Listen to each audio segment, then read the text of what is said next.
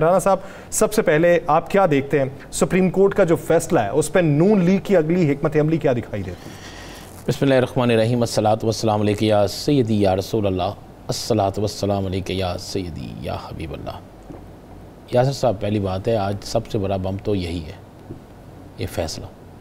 देखें, शहबाज शरीफ साहब ने ना उन मैयतों का लिहाज किया, ना उन्होंने किसी और चीज़ का लिहाज किया।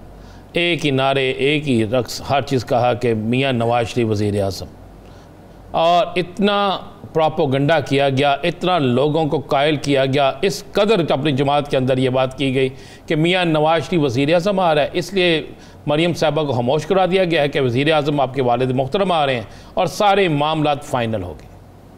और मियाँ साहब ने भी पूरा यूरोप सारी तरफ होने के बाद वापस लंदन आ गए, तैयारी पूरी, वज़ीर आज़म का प्रोटोकॉल किस तरह लेना, क्या करना क्या नहीं करना, सारी तैयारी हो चुकी थी। इवन मुस्लिम लीग नून के अंदर ये बात, मुझे रात को मैं एक MNA का फ़ोन आता है, साहब ही का MNA कह लें आप तो बेचारे, अगली दफ़ा पता नहीं अब इलेक्शन होने हैं कि नहीं होना है, साहबा की लगना साथ, उनका फ़ोन आता है चिश्तियाँ से तल्लक का उनका, वो मुझे पूछते हैं यार क्या बनेगा। मैं कही आप बताएं क्या बनेगा, आपकी आप हुकूमत के अहम तरीन जी पाकिस्तान में ही होते हैं, आजकल पाकिस्तान आए हुए हैं। अच्छा, आए हुए हैं। तो मैंने उनसे पूछा जी, उन्होंने कहा मैं मुझसे पूछा, मैंने कहा आप बताएं ना क्या बनेगा। उसने कहा जी मियाँ साहब वज़ीर आज़म। मैं कहा अच्छा जी फैसला हो गया। उसने कहा बिल्कुल फैसला हो गया है, और हम तो अब बड़ी धूमधाम से बड़े ज़ोर शोर से आ रहे हैं। मैंने कहा जी वोट बैंक कहाँ से लाएंगे। उसने कहा जी हमें तो बस हम जीत जाएंगे, छोड़ दें। ये ज़रूर, ये बात दुरुस्त है कि वोट अभी हमारा नहीं है, ये भी बात दुरुस्त है कि महंगाई ने हमें ज़लील और रुस्वा कर दिया, ये भी बात दुरुस्त है कि लोग हमसे नफरत करते हैं, लेकिन हम जीत जाएंगे। मैं कहा यार ये कुलिया को मुझे बता दो, कोई बाबा पकड़ा हुआ आपने, क्या पकड़ा हुआ मुझे बता दो। उनके नज़दीक ये क्या है कि उनको लगता है कि इलेक्शन इस साल हो रहे हैं? अच्छा, मज़े वाली बात है। मैंने पूछा, मैं कहा इलेक्शन हो कब रहे हैं? कहते इसलिए तो आपको फ़ोन किया। मैंने कहा कुर्बान जाऊँ आपके जिम्मेदारी पे, आपके ओहदे पे। तो आज मैंने इस फैसले के बाद उन्हें फ़ोन किया। मैंने कहा जी अब क्या बनेगा। कहता अगली असम्बली जो आएगी ना वो बिल पास कर लेगी। मैं कहा असम्बली तो मियाँ साहब ना हो इस असम्बली में तो फिर मियाँ साहब नहीं है। देखिए बहुत से लोग इस बात पे भी हैं कि 1-1.5 महीने के बाद कोई बड़े मनसब से चला जाएगा, कोई नया आएगा, बड़ा बेंच बनेगा, फैसला तब्दील हो जाए। आप क्या समझते हैं ये फैसला जो है ये राना अज़ीम या यासर रशीद ने किया है? ये फैसला जो है ये मैं नहीं समझता, ये वो पागलपन है ना। उन्होंने पहले भी बड़ा कुछ समझा था। उन्होंने समझा था कि सुप्रीम कोर्ट के बाहर स्टेज लगाकर हम तकरीरें करके पाकिस्तान की सुप्रीम अदलिया को ब्लैकमेल कर लेंगे। पहले उन्होंने यह समझा था कि हम जिस चाहेंगे जज पर इल्ज़ाम लगाकर उसको ब्लैकमेल कर लेंगे। उन्होंने ये समझा था कि हर फैसला वो होगा जो उनके हाथ से लिखा जाएगा। उन्होंने ये समझा था कि हम सुप्रीम कोर्ट पर हमला भी करेंगे और उसके बाद मर्जी का फैसला भी ले लेंगे, और हर दफ़ा हमारे आगे हर शख्स झुक जाएगा। ऐसा नहीं होता, कभी भी ऐसा नहीं होता।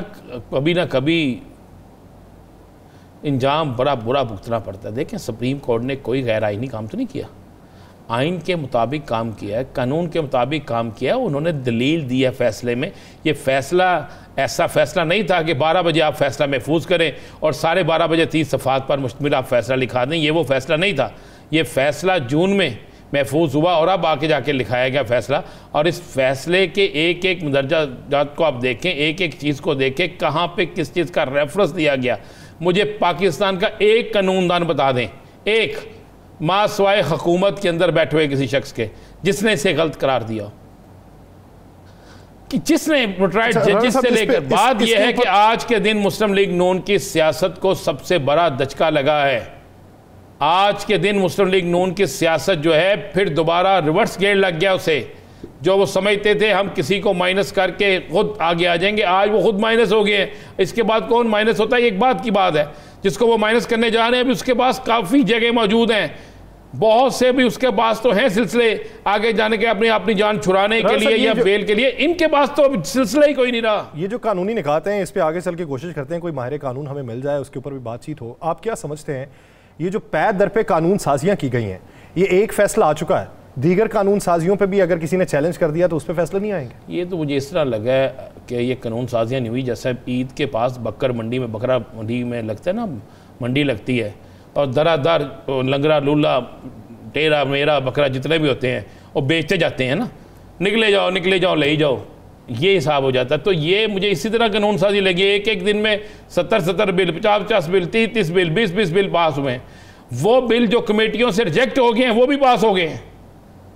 मतलब इस तरह हुआ है जिस तरह हो नहीं सकता। 2/3 अक्सरियत नहीं थी।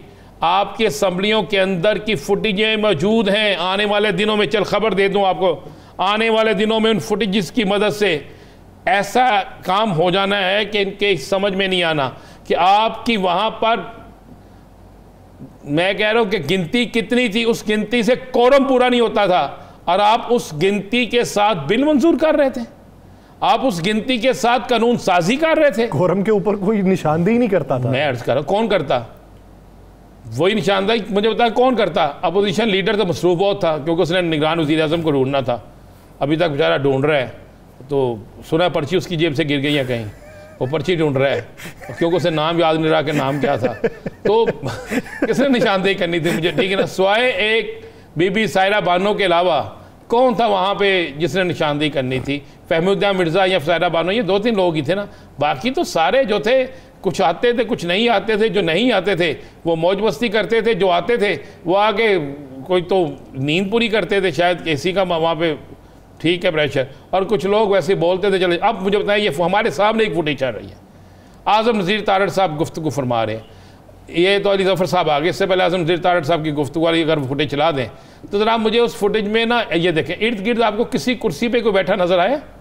किसी चेयर पे कोई बैठा नजर आया? पीछे तक देखे कोई आया नजर आपको? तो मुझे बताएं, जब ऐसी कानून साजियाँ होंगी, जब ऐसी चीज़ें होंगी, तो फिर इंजाम ऐसा ही होगा ना। ये कोई चने वाली दुकान तो थी नहीं भाई। आपका पाकिस्तान का एक बड़ा सबसे बड़ी पार्लियामेंट हाउस थी, जहाँ पे कानून साजी, जहाँ पे अवाम के मसाइल हल होने थे, जहाँ पे अवाम की बात की जानी थी। लेकिन वहाँ पर बात की गई किसी और किस्म की, वहाँ पर किसी को लाने की, किसी को भिजाने की, किसी को कुछ करने की, गाली गलौज की, किसी के खिलाफ बात करने की, यही होते रहे ना। राना साहब, क्या वजह है कि अभी तक नाम पे इत्तफाक नहीं हो सका? मुलाकातें तो हो चुकी हैं, सदर ने पर्ची घूम गई है। अच्छा, उससे अगली बात है, सदर ने वो खत लिख दिया है ना, उन्होंने कहा जी 12 अगस्त तक आप नाम भिजवा दें। शहबाज शरीफ साहब कहते हैं सदर को किस बात की जल्दी है, उन्होंने आईन ही नहीं पढ़ा हुआ, उन्होंने क्यों खत लिखा? वो शहबाज शरीफ साहब कितना तो कहने दो ना यार। अभी 7 दिन के अभी हमने और मज़े लेने हैं, तो 7-8 दिन के मज़े जो हैं वो आप हमारे ख़राब करने जा रहे हैं यार। ऐसा तो ना करें यार। पता नहीं दोबारा बारी आनी है कि नहीं आनी, मेरी इतला के मुताबिक शायद नहीं आनी। तो अब जितने दिन की है उतने दिन तो बादशाहत करने देना, आप भी बादशाह आदमी हैं। बात यह है कि सदर साहब ने ख़त लिखा है, शहबाज शरीफ साहब ने कह दिया है कल जवाब तो देना पड़ेगा। कल किसी ना किसी के नाम किसी ना किसी कमेटी में तो भेजने पड़ेंगे, चाहे पार्लियामानी कमेटी में जाए, उसके बाद इलेक्शन कमीशन के पास जाए। लेकिन एक बात मैं बता दूँ आपको, वज़ीर आज़म वही होगा जिसका नाम राजा रियाज देगा। अच्छा, कुछ लोग ये बातें करते हैं कि हो सकता है वज़ीर आज़म वो भी ना हो जिसका नाम राजा रियाज है। राजा रियाज को और वाकफ़ कौन है? राजा रियाज को जहाँ से नाम मिलना है उसने वही देना है और वही वज़ीर आज़म होना है। और कहा ये जा रहा है कि ये मुमकिन है कि राजा रियाज वाला वज़ीर आज़म हो, लेकिन ये भी ऐन मुमकिन है कि इन दोनों के माबैन इत्तफाक ना हो और ये फैसला इलेक्शन कमीशन करे। तो इलेक्शन कमीशन ने किसका नाम ओके करना है? वो ऐन मुमकिन है कि वो राजा रियाज वाला। नहीं, मेरी बात सुने, इलेक्शन कमीशन ने भी उन्हीं नामों में से एक नाम देना है ना। इलेक्शन कमीशन ने कोई तीसरा नाम अपने पास से तो नहीं देना। अगर 6 नाम है तो उन 6 नामों में से एक नाम, मेरे ख्याल से 4 जाएंगे इलेक्शन। मैं कह रहा हूँ 4 जाएं 1 जाएं, इलेक्शन कमीशन उन्हीं नामों में से सिलेक्शन करनी है, उन्हीं नामों में से एक को किसी एक को कहना है। तो फिर मैं कह रहा हूँ कि हुकूमत के अंदर एक बड़ा शदीद फड्डा पड़ा हुआ है। असल मामला ये है कि मियाँ साहब के साथ हो गया हाथ, और जब हाथ हो गया मियाँ साहब के साथ तो अब मियाँ साहब चाहते हैं कि निगरान वज़ीर आज़म इसहाक डार, खलील रहमान रमदे, इनमें से कोई आ जाए।